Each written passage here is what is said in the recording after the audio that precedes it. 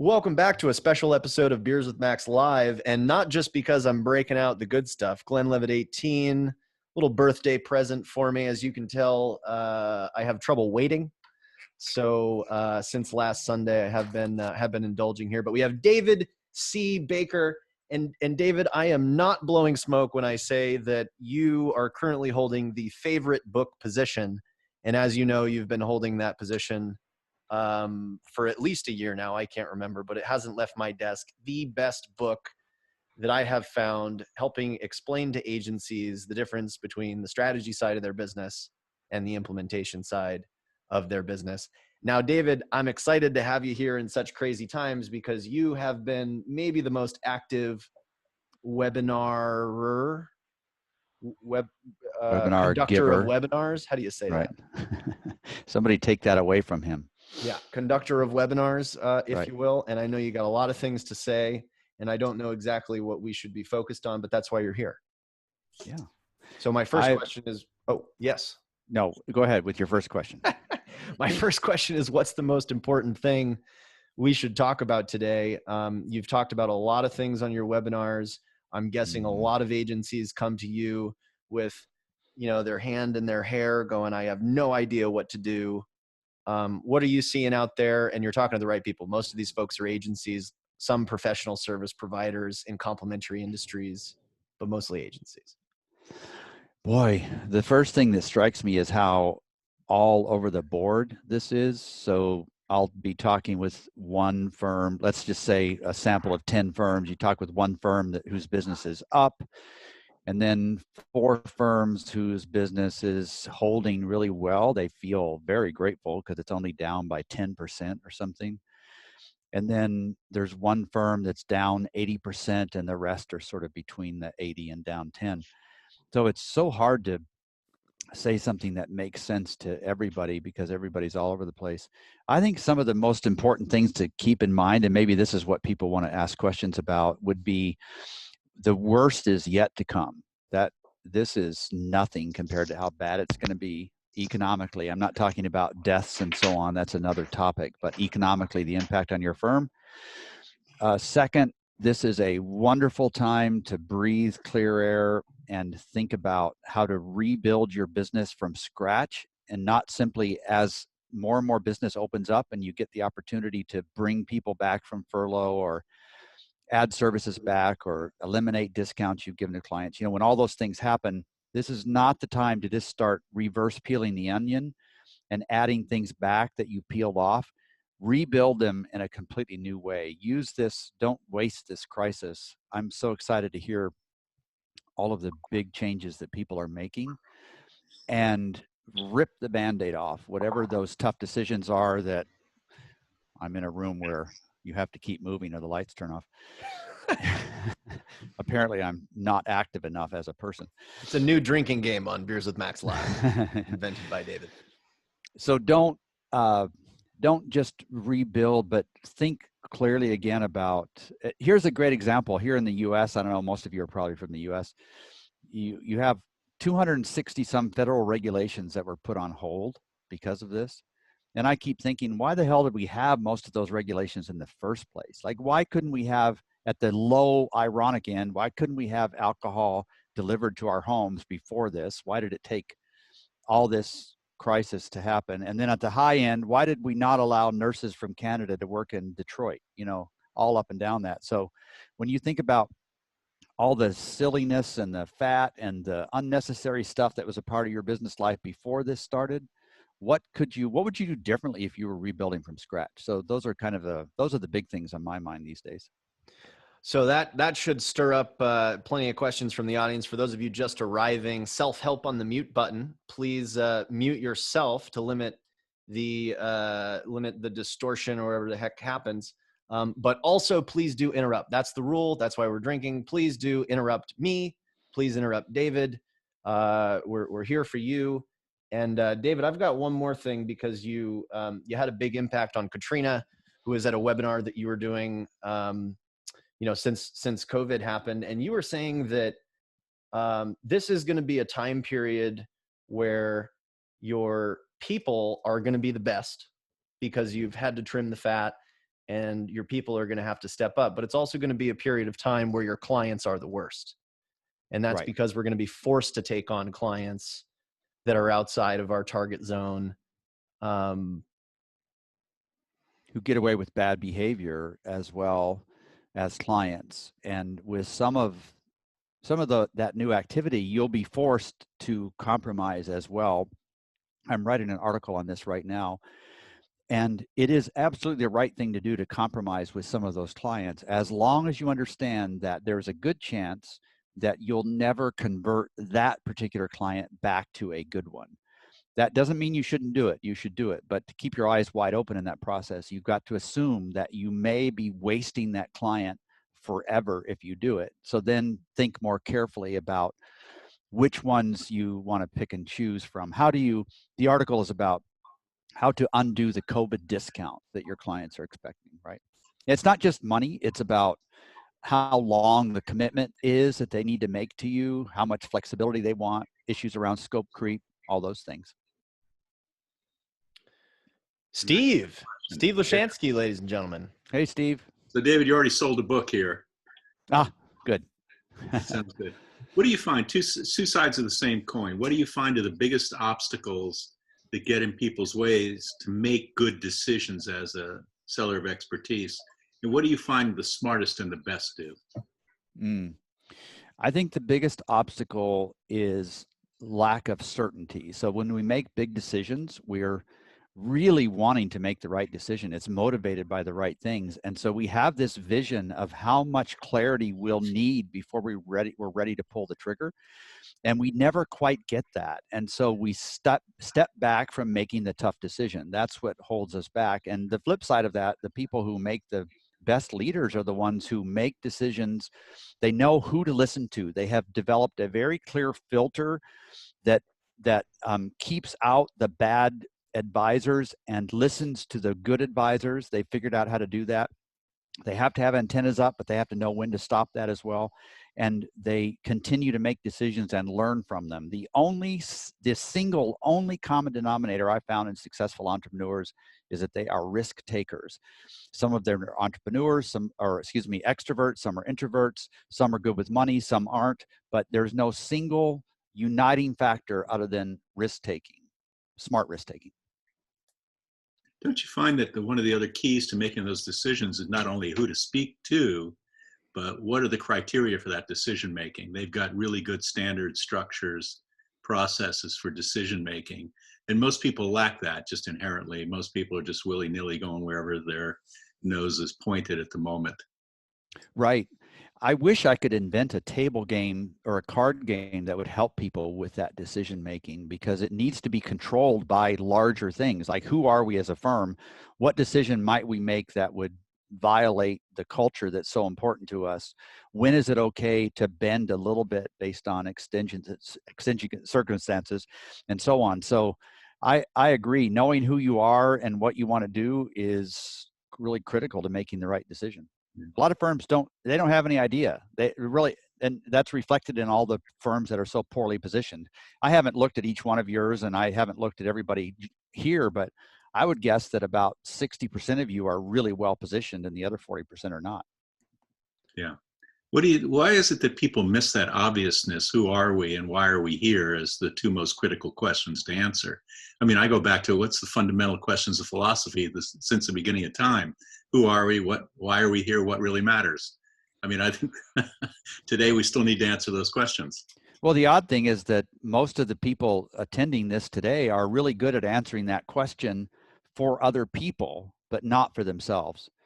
And I talk about that in the book, about how we're inside our own jar and we can't see the label.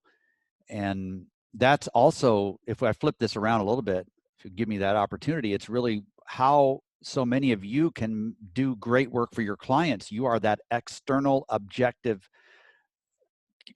courageous voice into their reality. And it's what provides so much value. How many of you have walked away from these client meetings that you have and say, how in the world on God's green earth did we get to be the most powerful economic nation on the planet with these idiots running these places, right? Steve Lashansky, it's great to see you here. I always put in a plug for Steve. Indispensable Partner Principle in Ultimate Sales Revolution. You got to get the book, and his Indispensable Partner Principle is one of the simplest and most powerful constructs that has stuck with me over the years. Now, everybody, I know you got questions because some of you are messaging me privately because you don't feel comfortable speaking up. So do I call you out or do you speak up? Rick, do you want to speak up? There are probably more than one Rick here. You're on mute by default. Bless you. Bless you for that. Click on that little mute button there. Join us. Yeah, absolutely. I'll chime in. Cheers. Was trying to find protocol.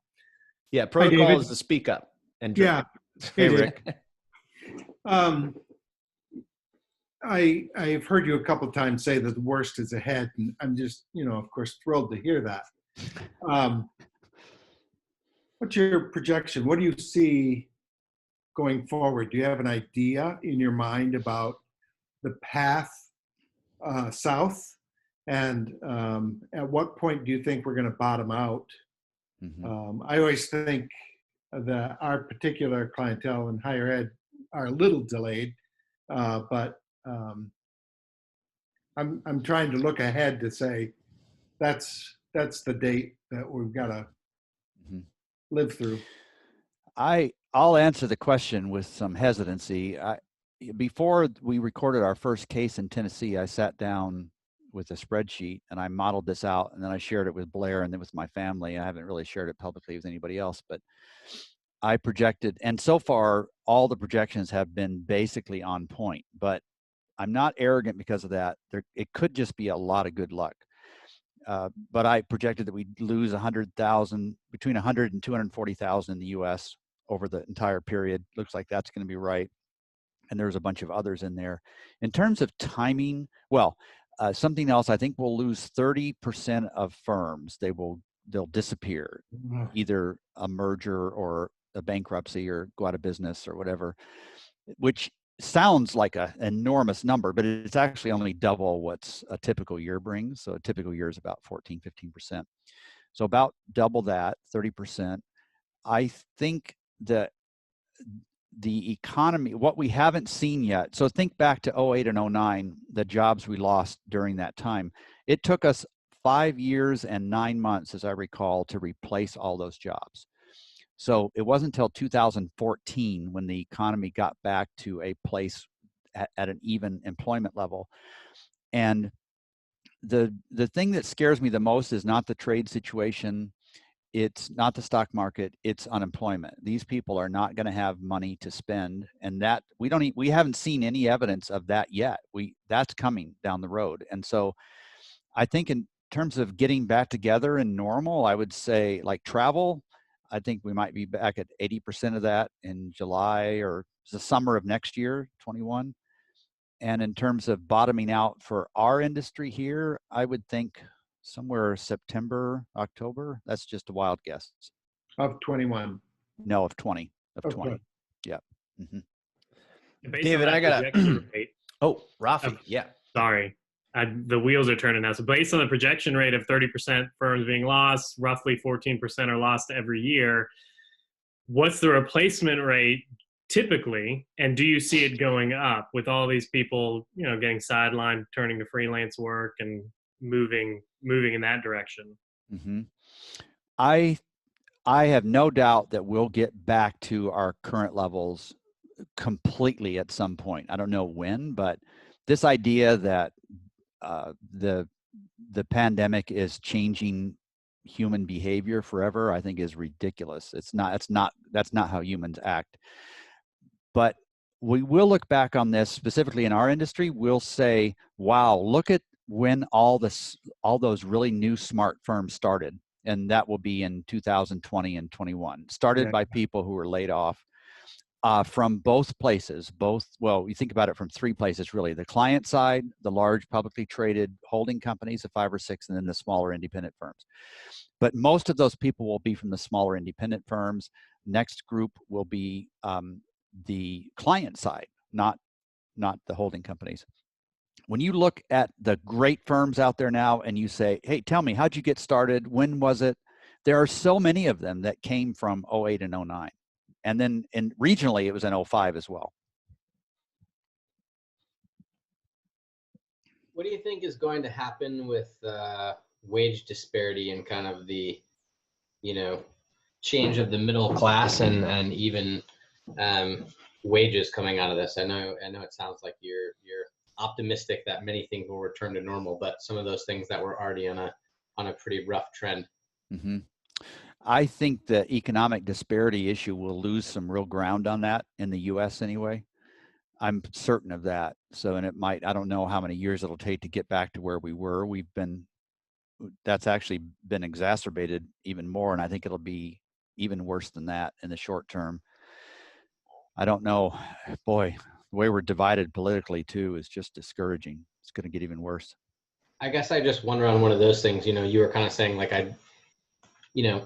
some people, I've seen people put out articles saying, hey, this is sort of a key blow to the way that capitalism was running. We're going to have to come out of this with a more compassionate view when it comes to capitalism. And, that's just one of the things I've been thinking about. Like, the economy was inflated to a degree and was pumping with so much steam for a while that I think some of that disparity was kind of being covered up by this obsession with growth. But I wonder if that's one of those places where some actual human change in behavior will have to happen, because as you said, maybe the place where it hurts the economy the most is actually the loss of spending power of a lot of those people who were spending beyond their means for a long time, who now might actually collapse. Mm-hmm. I guess I'm curious what you think about that. Well, as a nation, the U.S., we've certainly been moving in that direction anyway. Will that be accelerated? A little bit, not much, I don't think. I don't think any of you, all of you, I guess, are entrepreneurs at heart. You're running your own businesses, whether it's just you or a team. And I don't think you're any less entrepreneurial now than you were 3 months ago. You're probably more empathetic and you're thinking about things differently in a really good way. I find myself in that way too, in areas where I thought I could never change. I've started to see things differently. But the root, what it takes to be an entrepreneur is like, it's like holding a inner tube underwater. You just can't hold it underwater. It's gonna pop up, and you folks are going to, those instincts will always be there. I think there might be some greater empathy around it, and definitely we're going to be living in a more dichotomized environment politically, but entrepreneurship is going to be really strong, as well as capitalism, I think. David, can I jump in and ask a question here? Yeah, jump in, Steve. Yeah, David, I'm in absolute agreement with your assessments here. What is it that entrepreneurs do that creates innovation? And I don't mean just entrepreneurs, because there's some corporate folks who do that too. But what are the basis for innovation, especially in the face of massive uncertainty? Mm-hmm. There's risk taking, obviously, but I think at its core, and I've been influenced pretty heavily by Blair, my podcast partner on this front, I think at the heart of this is the willingness to waste time and money. And that's driven by this need to express needs. So they're really good at seeing what people are losing sleep over, and then they're willing to recklessly waste time and money and fail quickly. That's what I love about the people I work with. There's those little elements of their mentality. That's great. And I'm going to apologize. I have to be at another meeting at 3:30, but I'll reach out to you, David. Yeah, nice to see you, Steve. If I could say one thing about the innovation thing. Hi, everybody. My name is Mac. Hey, Mac. One of my favorite books of all time is called The Innovators by Walter Isaacson. And within the first paragraph, he writes, most of the innovations of the digital age were done collaboratively. So during this shutdown and lock-in, I feel like I've networked more now than I have when I was not locked in. And I've met really super talented people and created amazing things. So I think there was a lot of truth to that. That innovation comment just made me think of that. So That's you. great. Great quote. Thanks, Matt. Mac, it's good to finally see you, Mac. Mac and I have been Hey, we've trading been back and bouncing. forth. Yeah. Yeah, cheers. Hey, so David, and by the way, I said in the chat here, if we got any B personalities that need me to help them interrupt, just shoot me something in the chat. Matt Hines, everybody. Matt Hines is joining us next week. You weren't going to get away silently. Matt Hines is joining us next week. He's got a new book deal. Wiley, just let people know you exist and you're a human being. I exist. I'm a human being. Excellent. Off with you. Forward to seeing everyone next week. He just wanted to see what he was in for. David, I got a question. What's going to happen to the business of expertise? Because a lot of people here, clients of mine and people that I've spoken to previously, and of course, I'm a broken record about you have to package, you have to sell your expertise. So what's going to happen to the business of strategy? Well, you're going to be even more naked than you were in front of people. So you strip down to shorts. Yeah, you stripped down to shorts, and that was enough cover so that you weren't terribly nervous. And now you're going to lose your shorts. You'll be standing naked in front of. But by that I mean there are even fewer activities that you'll have to justify your fees. It's going to be the quality of your thinking and your ability to read situations, your courage to speak into them, how concisely you can express your opinion and do it remotely. I think it's a wonderful thing because now we can't be charging for pomp and circumstance. It's the quality of what we're doing. So this is really good. This strips away the losers who shouldn't be on this boat anyway. Yes. So you're saying that strategists have been able to pose as strategists, hiding behind tactics. Yeah, right. Hiding behind implementation. These are the people who have guru in their title, or they're always in social media, borrowing or renting a car, parking it in front of somebody's expensive home, and taking a selfie, and it's like that's just nonsense. Yeah. Well, that makes me feel good. I have said that the market for ideas has skyrocketed. So now that I know I'm not just complete bullshitting, that makes me feel a lot better. Thank you. Could I ask David a question? Please, Mac. In the same vein as of strategy, market research, way before I was born, was the thing. Professors have told me they would stay in like grocery stores and count people walking down aisles and whatnot. Do you think there will be a renaissance of market research in the form of not just looking at clicks and this and that, but maybe on a different level of how we interact with one another? I hope so. That's a very exciting venture if it happens like that. I think there's also room to improve the depth of, like, how far do we go with all of this research? At the moment, it feels to me like it measures primarily activity and conversions. It doesn't go far enough to measure actual, not just purchases. That's what I would like to see next. And then beyond that is the lifetime value of the customer. There's so much shoddy research. So I'm hoping that there's better work around that as well. This is a great time to emerge with more substance than normal.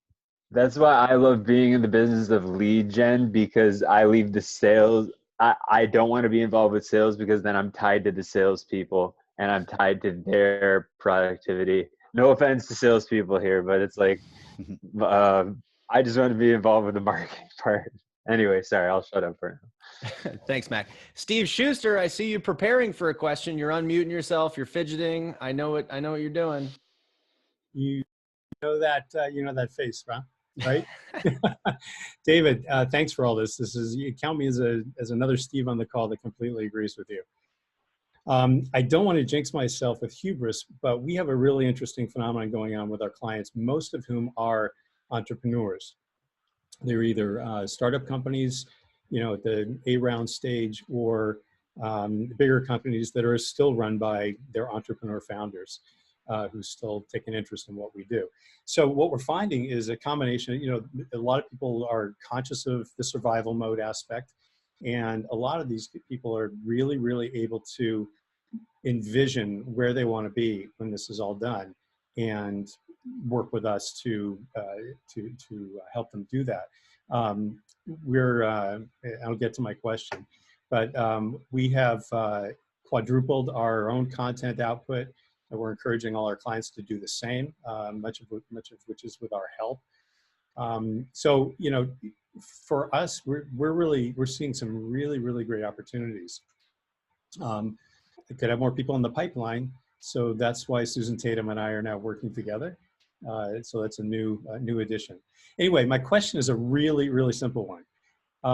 My team is operating on all cylinders remotely. We have a Zoom meeting every day. Why should we return to the office? We have a very family-like environment, but man, this is working really well. And I just want to know, am I missing something about virtualizing? You are, yeah. You're missing time. It's going to work fine now, and for many of you, I think it could be a permanent switch. And those of you who are doing it beforehand, you'll keep doing it, right? But there are some things that'll happen that won't show up for a while. One is that it might stall, and this is selfish for them, not for you, but it might stall somebody's career path unless everybody is doing it, right? So you probably have that covered because you're probably thinking about everybody doing it. The other is that unless you make some changes to your own internal business model, the innovation level will drop a little bit. There's something about how people are interacting virtually versus in person. Yeah. It's going to show up at some point. There are ways to get around that, and I have my perspective on this has changed through some research that I've done, but I do think people will miss it. There's some other things that are happening too. If you don't mind, I'd just like to piggyback on that thought. A lot of you are wearing your people out by forcing them to be on all the time. And an hour on a Zoom call is much more exhausting than an hour on a typical telephone audio call. And we need to dial that connectivity back a little bit and allow people to not be on video all the time. They can't move around as much. They feel it's just exhausting. It's the other thing that doesn't happen great remotely is brainstorming, which I know is tied to innovation, but it's hard to do whiteboard stuff. I'm getting ready to publish an article about some of the best tech solutions for that, but that's another thing that's difficult to do. But you're in very good company. A lot of people are saying the same thing to me. Like, why do we go back to our firm? Okay, thank you. David, my favorite passage from your book, which I have all but memorized, is that the thing that's holding people back from long-term relevance is that they spend their best efforts on individual clients versus spending their best efforts on systems and methodologies that will benefit all of their clients. So to your point about innovation, yeah. How do we, first of all, regardless of COVID, just reinforce that for me, but how do people ensure that their best time is spent on creating processes and systems? They got so many other things going on. And during these times, how do we ensure that happens remotely, which is even more difficult? Yeah, I think what's happened most recently for people, what's kept this from happening at its normal pace is that you've had to let some people go permanently or on furlough who were the ones who came into your life and enabled you to get away from some of the day-to-day and concentrate on that big stuff that you're talking about. And so for a temporary period of time, you're having to get your hands dirty again, which means you don't have as much time to do this other work that's so good for your business as a whole rather than just an individual client. There's so many factors, it's hard to name one. As an example, unless you're charging enough, then you're always on the hamster wheel. You got to charge enough to allow yourself to not work all the time. The other thing, and this I learned, it was one of the very valuable lessons I learned from the Strategic Coach program that I participated in for a couple of years, is that you think about dividing your week into 3 kinds of days. So you've got days when you're completely unplugged. Typically that's a weekend, doesn't have to be. And then you have days where you just get all the little shit done, so that on the third type of day, that's the day where you do nothing but high level thinking or writing or program design. It's not for clients, it's for your business. And that's the way I like to phrase it. You echoed that part in the book. And the way it happens in a more regular way is a client presents you with a problem and they expect you to solve it. And you resent it because it pulls you away from something that you want to do. But instead, flip that around and say, I'm going to spend an extra 10% of time, 110% of what I would have spent solving this, but I'm going to view it as a problem that probably a lot of my clients have. And I'm going to solve it so that I can use this model, and then I just have to reference it again, or maybe just, I don't know, personalize it a little bit, not start from scratch. So all of those things fit together. I do probably 2, maybe 1.5 or 2 full days of work for clients a week. The rest of the time I'm researching, writing, thinking. Yeah. Well, a new powerful thing that I just picked up from you, David, is you got to charge enough not to work all the time. Right. And it's our obligation as thinkers. If we're charging for our ideas, then we got to protect that idea time, because that's where most of the value comes from. Your clients deserve to work with somebody who charges enough that they are constantly getting smarter. And if you're not doing Quick that, question about that. you're cheating them. Yes. Sorry to Jackie. interrupt you, but wanted to jump in. So when it comes to that thinking time, how much time should we spend in our industry? Like, for instance, I focus on credit unions and community banks. Should I be spending more time researching and looking at that industry, less time in, say, marketing, branding, advertising? Is there a balance there between, what are the marketing trends I should be looking at versus what the industry trends? I love that question. I wouldn't spend any more time than you have to thinking about the work that your clients are doing. You're going to be so smart picking up those patterns without any additional time there. I would spend a little bit more time thinking about how your industry is solving those issues, but most of the time that you have, I would not spend in either of those places. I would be looking at completely different areas that just interest you, like going down a rabbit hole and figuring out how you can apply something that some geologist in New Zealand is doing to your field, right? Natural pause. I will remind everybody shamelessly that we cannot get people like David C. Baker at these calls if you do not help me promote the calls on either Monday afternoon or Tuesday morning when I launch a promotional video. We've got Matt Hines coming up. We've got Colleen Francis coming up. I just booked Rashad Tabakawala, who's a longtime big contributor and now a board member at Publicis. So big time agency, lots of fun conspiracy theories coming through him. So like, I'm getting the people. All you got to do is make sure you tell some brilliant people about it so they get here. And when I launch a video, say something, anything will do, helps with reach. End of shameless plug. Steve Smith, you're fidgeting around. You got some smiles going. You got anything for us? No? No, I was just fidgeting, laughing at your plug for self-promotion. Good call though. It's for your benefit, Steve. Absolutely. And all the Steves that have joined us today. All the Steves. Make your question a long one so I can get a drink in. Actually, yeah, that you know what? Everyone just shut up, take a drink.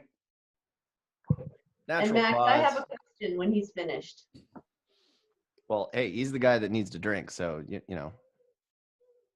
I'm normally sponsored by my son, who owns with 2 other people, owns one of the largest craft breweries in the Southeast U.S., but I didn't have any at home, so I'm using one that's not his, and if he sees this video, I am screwed.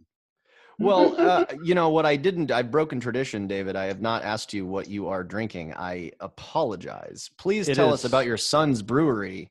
Okay. Not what you're drinking, because no one cares. Not what I'm drinking, right. Nobody cares. Tell us about your son's brewery. That's awesome. It's Monday Night Brewing. It's in Atlanta. They're I think the only larger one is not Southern Comfort, but I forget the name of the other one. They're in thousands of bars, Whole Foods, Kroger's, Publix. Yeah. Well, he Right might here. want to know the other David here. David, you know who I'm talking about. There you go. You're looking. Yeah, I see you taking notes. I see you lighting up. Why don't you just say hello? So let me survey the crowd. Have any of you ever had a Monday Night Brewing beer? Somebody raise your hand. Nobody. Okay. So we have a I'm looking for it right marketing now, though, Okay. David. So You thanks organize for a lot of bringing beer that up. events, don't you? And Yeah. MondayNightBrewing.com. Right. Accepting care I- packages. Steve. Kroger, right? Kroger. Yeah. Kroger has it. David, you do some beer events, do you not? Is that a not cool connection? Is there something you could do with that? Well, craft beer events, which are a little lame right now. But yeah, you try to bring craft breweries together to share with people and have a good time and learn all sorts of good stuff. So, Well, David, when am I going to get a call from you to organize the first virtual craft brewery event? Because I'm thinking in. about that right now. Max at Max Wait a second. Let me think through this for a second. But, good idea. Thank you for thinking through that. The problem is, Max, thinking I about don't want to hear craft about the beer. problems, David. I don't want to hear about the problems. You End come of to me with intervention. solutions, young man. Don't bring your All right. problems to me. All right, drink more beer. Thank you, David. Craft beer subscription. Intermission over. Back to the show. Who's got? Steve was going to say something, do. right? Oh no, Oh. Katrina first. Then Okay. one of the 5 Steves that is here. I've been listening to your webinars, and Max and I are business partners. We work closely together. I've been listening to your webinars, David, and getting so much from them. I wasn't able to attend the last one about mergers and acquisitions, and I'm wondering if you could tell us, your biggest takeaway from that, or the thing that we should be paying attention to the most in terms of mergers, acquisitions, and business models overall in this changing time. Mm-hmm. Well, the bottom line is that to my surprise, this is something I got wrong. There is more M&A activity than normal right now. Part of it, the unfortunate part of it, is that there's some vulture investing. So there are buyers who are interested in getting a steal, right? But most of it is not that. They're just thinking that this might be a great opportunity to grow quickly, to replace what they've lost, and then also to add to their service offering, not so much to venture into another vertical, but more to add on something that their existing clients might also want to buy from them. So it's still a little bit early to tell, but I've been surprised at how much activity there is. There's a lot of it, and it's generally good stuff. Thank you. David, we had a brief email exchange about valuation and different factors of agency valuation. Now, I talk to a lot of people who, it's very important to them. They are in fact building a business to sell, and the market valuation of their organizations is very important to them. What are some of the major factors that you look at as a professional service provider, agency valuation consultant? Mm-hmm. And what I would look for versus what somebody else would look for would be a little bit different. I'll draw that distinction, but clearly they're looking for net profitability after you make all those EBITDA adjustments, and then after you normalize principal compensation. So if you've had a healthy net profit, but it's been because you've underpaid yourself, then they'll come back and they'll figure that out, right? The other is whether you have a client concentration problem, because about 70% of firms that have grown quickly only because there's one client that's asking more and more of them, and that's artificial growth. So they're looking to basically strip that out of the picture. They don't care about your team. Sadly, they just don't. They may act like they do, but they really don't. What they really care about is adding an expert bolt-on capability to what they do. They're not looking for geographic expansion. They're looking to bolt on some really great thing that you do. And then they're looking for access to high-level clients. So it doesn't matter so much what you do for those clients. It's just, do you have the opportunity to introduce them so that the acquiring firm can upsell them some services that they are already doing. Everything about the M&A world, except for one thing, is better. The earnouts are shorter. The earnouts are simpler. The percentage of cash at closing is higher. The valuations are more reasonable. There's more activity. There are fewer closes, though. That's the only thing that's a little bit different. So that's what people are looking for. Cheers. And for those of you planning on staying to the end of the hour, the secret is there is a bonus round at the top of the hour, and we let David go because his time is so valuable. But for the rest of us, we get to actually meet each other. A lot of you, I see some new faces here. So if you want to get to know each other, if you want to do a bit of networking, grab another beer and stick with us past David's time here. More. Lawson, you're literally covering your mouth, holding yourself back from asking a question. I see you doing that. Believe it or not, Max, I don't have anything. I'm just listening. Hey, Lawson. Hi, David. I can believe it. Lawson's positioning framework. Speaking of, you know what, David, the two powerful things I heard you say, one is you got something special. And my personal interpretation of that is you got a system, you got a methodology, you have some set of intellectual property that is tangible, not that just lives in somebody's head, but it's a tangible, it's a living, breathing set of intelligence that they don't already have. And then the second piece is, access to big clients. So I don't know if one of those is more powerful than the other, but I think that people understand that access to big clients is a part of it. But I think they undervalue the intellectual property, the system piece. Goes back to your innovation point. Well, one of the things that you talk with your clients with a lot and you help them do is to develop more proprietary things that could be packaged and priced better and sold and so on. And as that relates to valuation, somebody will ask that first question, what's unique about your firm? And that's what we were just chatting about. But then they'll always ask part B of that question is, can you show me how that's impacted your bottom line? So it's just as important to let that intellectual property weave its way through your financial statement so that you can say, this is how much revenue we generated from selling X number of these packages, right? So it's not just about doing the work, it's about getting credit for it too. Wow. Because I always, in your book, which solidified it for me, you have to separate the strategy work from the implementation work from a positioning standpoint, from a client perception standpoint. They can't perceive that you're simply an implementation partner that is overcharging and weaving in strategy because you want to make an extra buck. They are paying you, and they must perceive that they are paying you for that intellectual property and that special system. Yeah. They will always ask you to break down that income statement. How much of your income is from strategy or from selling this package, or right? So it's just an interesting corollary there. That gives me the chills, and it's not just the Glenlivet 18.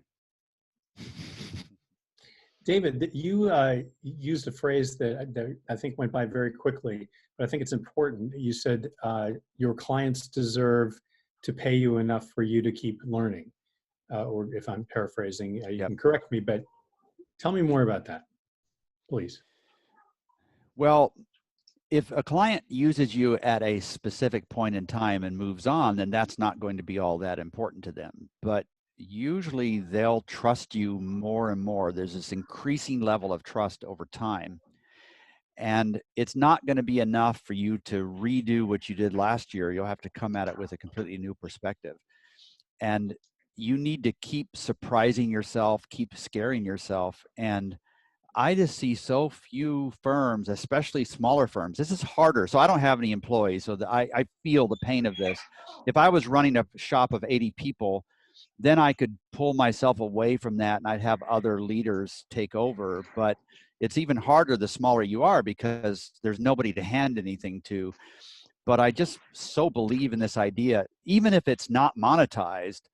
Blair and I did this episode of a podcast a while ago, and it seems like it was one of the episodes where we were most animated, and we were asking each other, what is it that really motivates us? I mean, money to some degree, but it's really not that. It's constant learning. And that's what's got to keep you excited about your business. The money has to be there too, but if the money's just there without the constant deeper learning, then it's not going to be enough.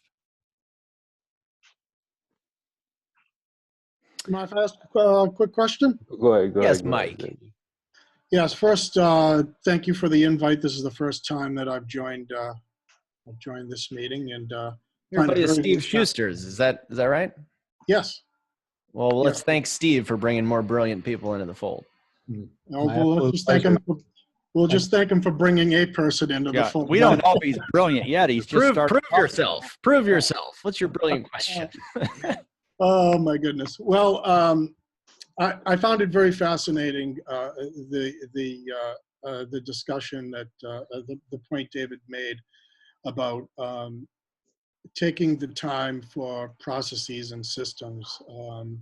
Something that I have found myself struggling with on many occasions. And my question is, once you try to allot that time, I feel that oftentimes it gets sucked up by this desire to wear the many hats, and then I think entrepreneurs have the tendency to want to wear a lot of different hats, at first by necessity, and then maybe more habitually. So what sort of exercises do you find or advice can you give to keep that focus on the processes, freeing up time, and then all of a sudden now you're just off doing all the other micro functions that eat up your time on a daily basis? Yeah, that's such a great question, and I love answering this question. I learned so much about the issue and the right answer from Derek Sivers. I don't know if you've read any of his stuff, but he's had a big influence on me. And he says that there should be nothing that you do that is in the middle. It should be either hell yes or hell no. And so you need to be really excited about doing something or be really firmly against it. And don't let yourself be swayed anywhere in the middle there. That's one thing I would think about.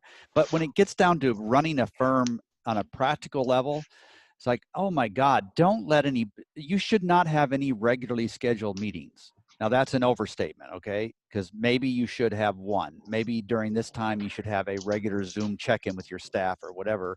But you got to eliminate the regularly scheduled stuff that just happens because it's regularly scheduled and not because it's necessary. When you start things, before you launch it, think about how long it's going to last. And I do this very specifically in my own personal and business life. Don't start something without telling yourself how long you're going to do it. So if I'm going to start a podcast, I'm going to do it for 100 episodes and then I'm going to stop, or whatever it is that you're doing. And don't, this is harder for people who care what other people think about them. I'm not in that crowd, but if you are in that crowd, then you've got to become more comfortable disappointing people.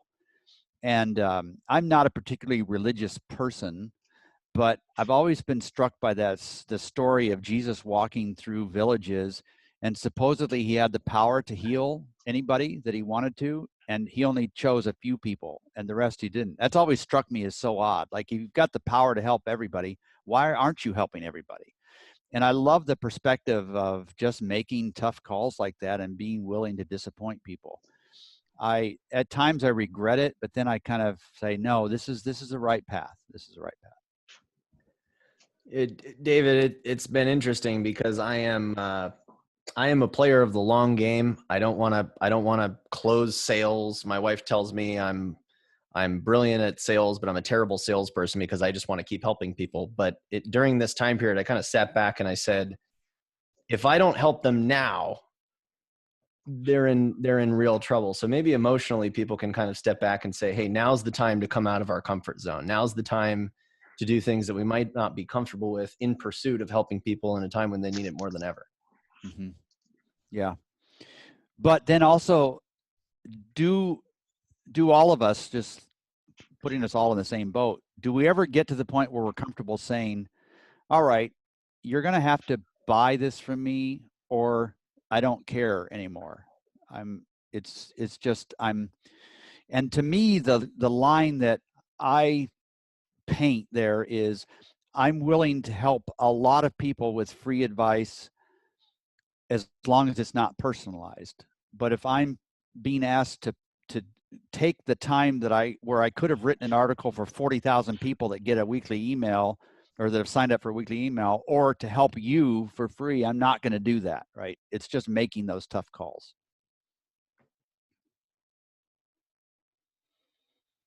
I have a question. Doc. Hello. So at the beginning of the show, you basically said rebuild your business from scratch. Mm-hmm. If we were to use your book and kind of like the modeling of it and, you know, building our expertise, I know we've talked quite a bit about other ideas and whatnot so far during the call, but like, what are the top 2 or 3 things that you're thinking of at the moment that need to be looked at from a rebuild from scratch? Like what do you toss and what do you bring back in, or what do you do instead? So one of the things that most firms could really spend their time and do it in such a valuable way would be to make sure they have a diagnostic. So some sort of initial engagement that almost every client buys at the beginning. They won't all, but something that's big with a round number that's divided by $10,000. So it's 10 or 20 or 30 or 40. That would be one thing to do. The other is to rethink the services that you offer.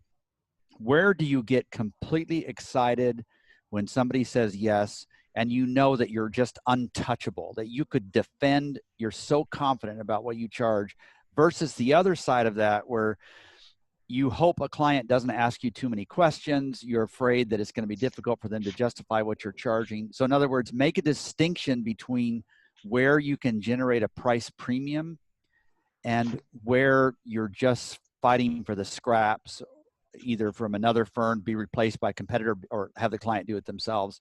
That's where I would start, really. I think so much of it has to do with service offerings, because you're not going to get that much smarter that quickly, but you can certainly package your intelligence very differently. You can make that change quickly.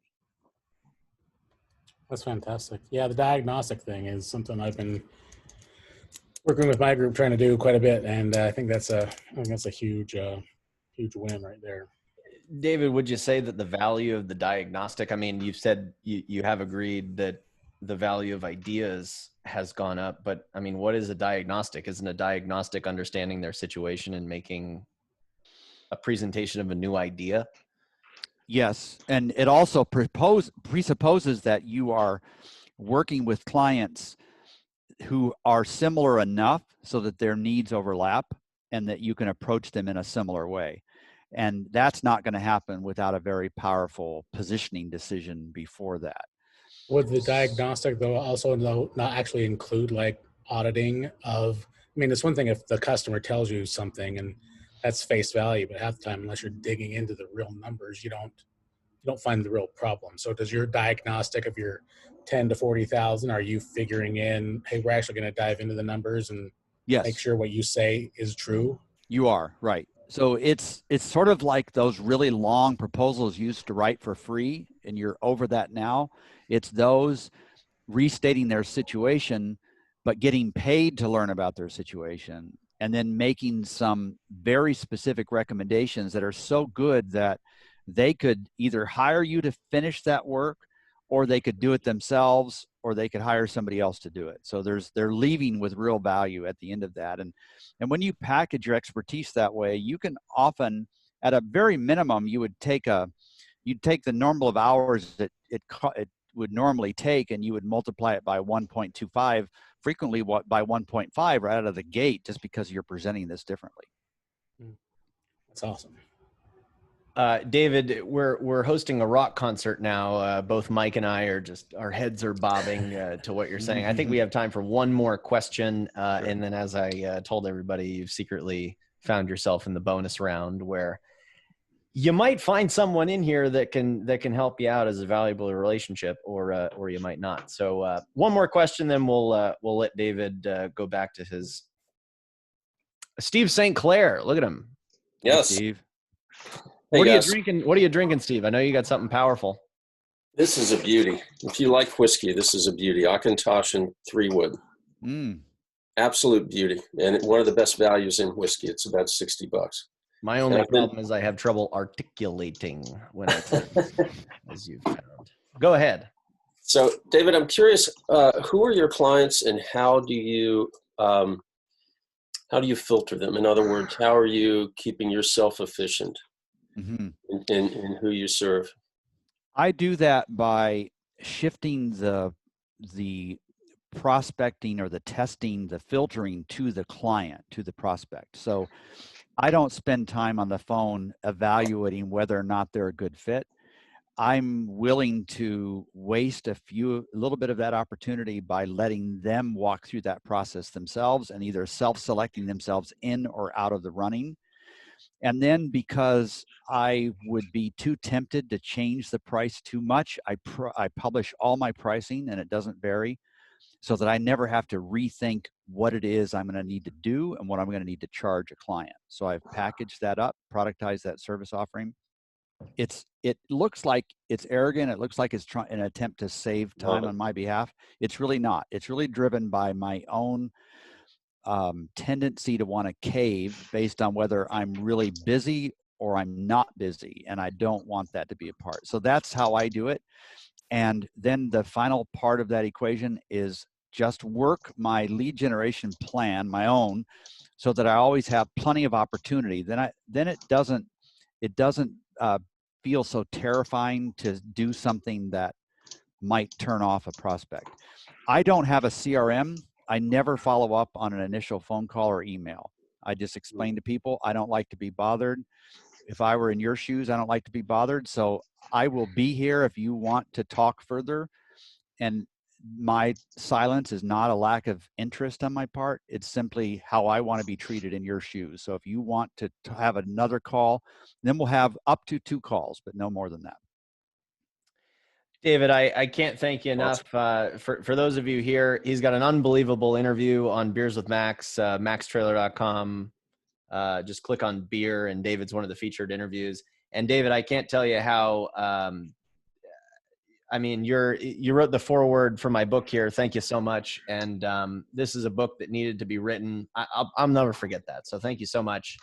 And I'll let you go. If anyone's got questions that haven't been answered, there was a post that I made on LinkedIn where if you got a question, I'll ping David and let him know that you got a question. So he's out. That's cool. And so for those of you that remain, I will say once again that people like David, they're expensive people, and by some miracle, inviting them to drink beer is a way to get them to contribute to us. And so if you like what's going on, if you get that, like, these aren't normal people and normal presentations, tell someone about it.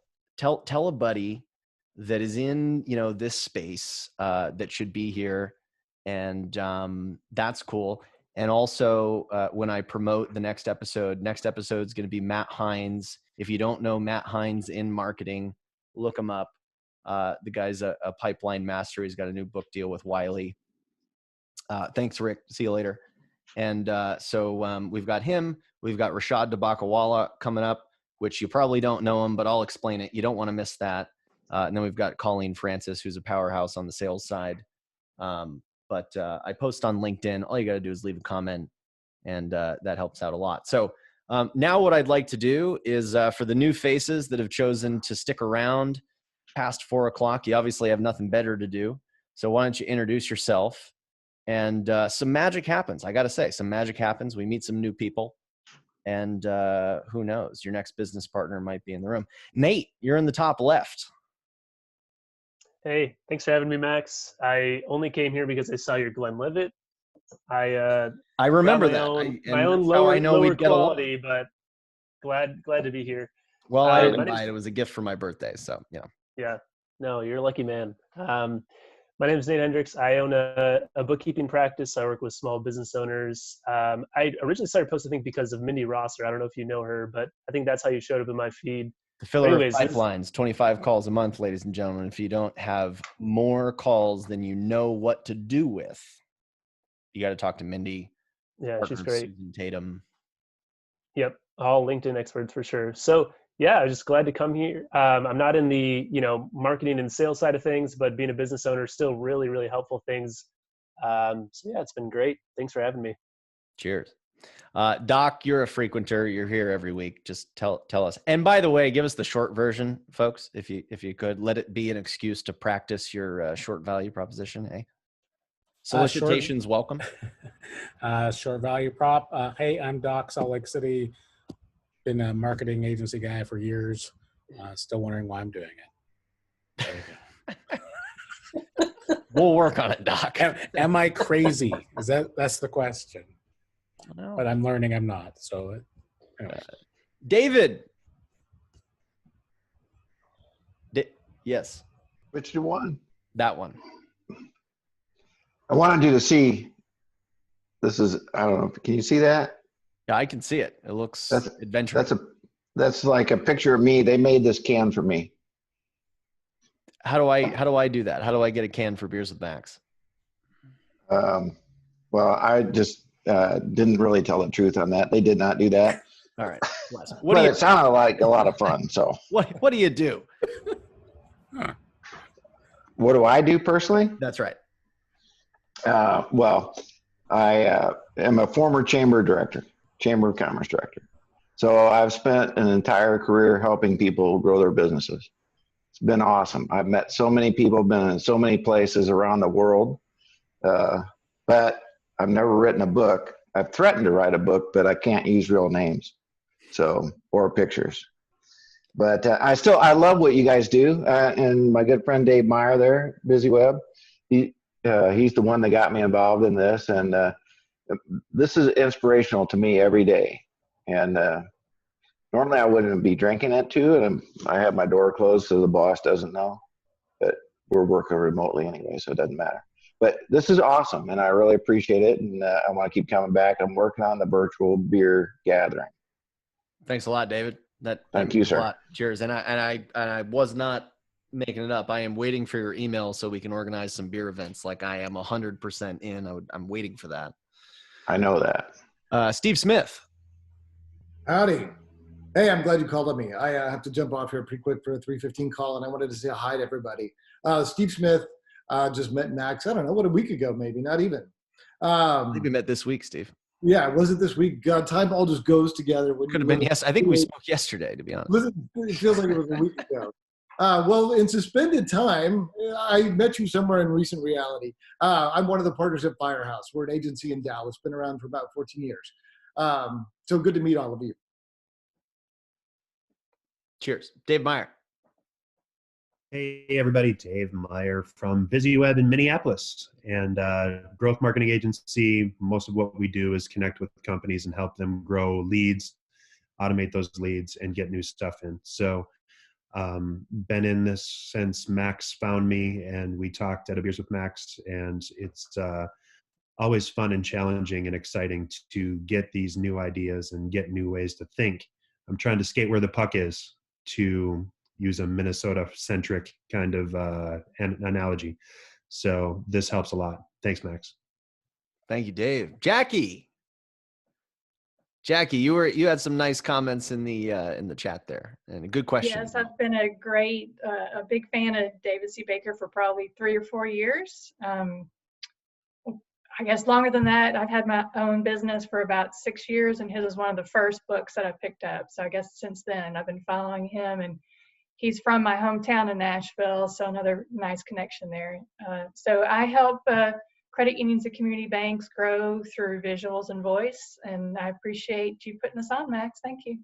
Hey, you're lucky to have read his book so early on. You got the right mindset. I believe if people have the mindset, you really can't screw it up. I mean, you'll always be working towards it. Mike, and Schuster invited you, Mike. No, you're on mute by default. Yeah. There you go. Yes. Special thanks to Steve and to you, Max. I appreciate it. It was a great program today, and it's so nice to be able to be affiliated with all these great minds. My company is Pascarella Multimedia, and I'm a combination of a digital media and marketing company. And I've been doing it for many years, just at this point, getting back into it full-fledged 100%. And I thought I would share with you that I have a bicycle on my here as well. So we've got Fat Tire Belgian Amber. Ah, Fat Tire, good things. Yeah, yeah. Steve St. Clair. Oh, did you have something else, Mike? No, just wanted to say thank you once again. All right, are you going to be here next week for Matt Hines? Absolutely. All right, because the guy is a sorcerer of agency world. I had the pleasure of actually looking at his sales pipeline. I would be willing to bet that it's better than anyone's here. So we need to go speak to Matt next week. Fantastic. Thank you. Ask him about his pipeline. St. Clair. Steve, number Yes, sir. 6. I'm Steve St. Clair, CEO of Trouble Group. We're troublemakers with creative backgrounds. I've invented systems that train salespeople to reach out with approaches that their prospects love, and they welcome it, and they don't hang up on them, and they stick around and become long-term relationships. Unlike the solutions offered by sales gurus, we're shaking up the entire outreach process of sales and getting our clients long-term relationships. You seeking my Better? approval for that? Better? I've got a It couldn't be any challenge. I've got a worse. challenge for Steve. He needs to hold my attention. Look, approved. We're going to work on it though. Great. That whole thing in 3 seconds. Damn. Okay. That's the challenge. All right. Mac, we finally got you. Putting a face to the name. You got to unmute yourself there, Mac. Hey, thank you so much for inviting me. I want to apologize in the beginning. I didn't know he was such like an important guest. I didn't mean to jump in and like interrupt and stuff. I was a little bit excited. People to interrupt. You're exercising. You're right. Very well. All right, cool. I'll be a little bit more mellow next time. But anyway, the short version is when I was in college in Syracuse University, I did my first WordPress website for $300. I thought I was the king of the world. Ended up taking about 2 months to make the website, to make it perfect exactly. So yeah, I made about a penny per hour around that job, but I fell in love with it. And I started working at companies. Then I worked at an agency, and in my last agency, in New York City, just cutting my teeth, pitching. I'm Salesforce certified, went through all the automation, but I've learned that I really do not like, this sounds so egotistical, but when you hand off the leads to salespeople and then they don't perform, it reflects badly on you because you have to prove the ROI. So I'm moving more into like a lead gen model and outbound and delivering the leads, like warm transfer leads and super creative stuff still, but just, yeah. I don't know. Well, Mac, as you do that, because I think you're moving in the right direction, but this is a book that changed my life. And look, I talk about it in my book, but you got to get The Business of Expertise from David today. I mean, it is the most, you won't be able to see it, but it is the most tabbed book I have in my, like every single page is marked here. And I don't memorize things from anybody's book except Steve Lashansky, who was here earlier, and David. So yeah, that's a big move. I didn't really know the weight of the guests that we had in here, so yeah, that's amazing. I try. They're people. That's awesome. Well, thank you for the invite. I appreciate it. Cheers, Mac. See you next week. Joe. Absolutely. Hello, Joe. Hello. How are you? I'm well, sir. My name is Joe Savage. I'm the director of marketing at Altos. A few of my colleagues were in the conversation earlier. They heard you on a webinar the other day and told everybody about how awesome it was. And was that the Agency Management Institute? Yes, the AMI webinar. Cool. So we're anxiously waiting the recording of that because they want to circulate and share it with us because they were tickled purple about it. And so just sort of waiting to learn a little more about Well, it's all in here, Joe. All those illustrations, they just came out of the book. It was troublesome picking that, but it is available for free. It is available for free on my website, maxtrailer.com. So if you want to get people pissed off, you can give them that link. Well, I want to wait to hear from them. They said it was worth listening to live, and certainly listening to again. So looking forward to hearing the audio version, and then I'll definitely go over and check that on the website. But it was a very cool program and great insights today, and it was I'll definitely be bookmarking this, and hopefully they'll be circulating those links internally. Figure out a way to get on your mailing list to learn more. Yeah, and I would love that recording too. When you know, please let me know, because there's some other people. I know it was like a private thing we did, but that'd be cool if I could get some of the people, access. Everyone, I would love to hear from everyone. I have a 4:30. I'm so sorry. Next time I'm Here's gonna Mac. stay for the whole time. It was so cool to meet everybody. No worries, brother. It's the bonus round. No expectations. See ya. Take Have a it good easy, one. guys. Later. Oh boy, Dad. No. Oh wait, I muted you intentionally. Hold on, let me unmute you. Wait, no, hold on. You're on the phone. Yeah, go for it. Okay, so I'm okay? Yeah, I can hear you. Oh, you can hear me. Oh, okay. Yeah, this is my father. Digital scalable residual business models. That was my lullaby. Yeah. Yeah. How did these guys get to be so smart? Holy God. I don't know. I don't ask that question. I just say, would you like to have a beer? It's like a breath of fresh air. And I love what he said about charging. I used to say to people when somebody says, well, how come you charge so much? And I would just cut them right off and say, you better hope I charge too much so I can keep the lights on, so I can keep helping you. You just, boom, you just go right in and grab that. And they just respect that. They just love that. And he's had different versions of that, David. Well, also, I mean, so much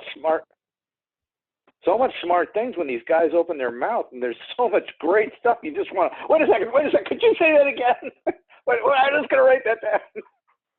It's amazing, Max. I mean, Jesus, between Steve and David, and I mean, these guys are just, and Cathcart, holy Christ. How do you get all these guys for free, for God's sake? These guys charge thousands and thousands of dollars.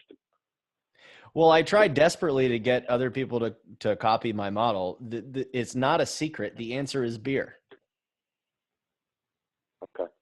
Well, I think that, this thing needs a source.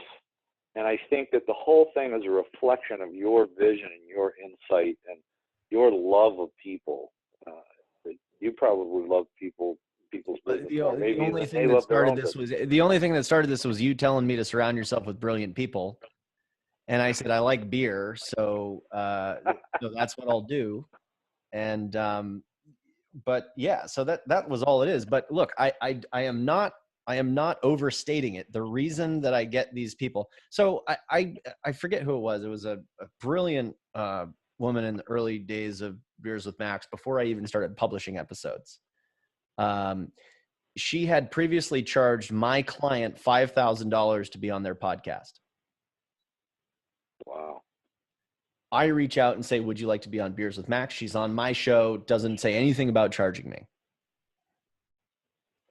The reason is beer. If you want to say for fun, if you want to say you don't have to prepare, if you want to say, I'm not doing this for profit. If you want to say, like, I'm just looking to have a fun, conversation. Beer says all of that in one word. So you don't need to have beers with Steve or beers with Mike or beers with Doc, but think about everyone else reaching out to these people to be on their podcast or to be on their webinar or to be a speaker at their show. How do you be different? And how do you reduce the barrier to entry and say, here's what I'm trying to contribute to the world? Because, like Simon Sinek would say, your most powerful relationships come from people who believe what you believe. I'm trying to help people get out of the time for dollars model. Like my dad taught me. I was born with that. My lullaby was digital scalable residual. Other people didn't have that. So my mission is to spread the word.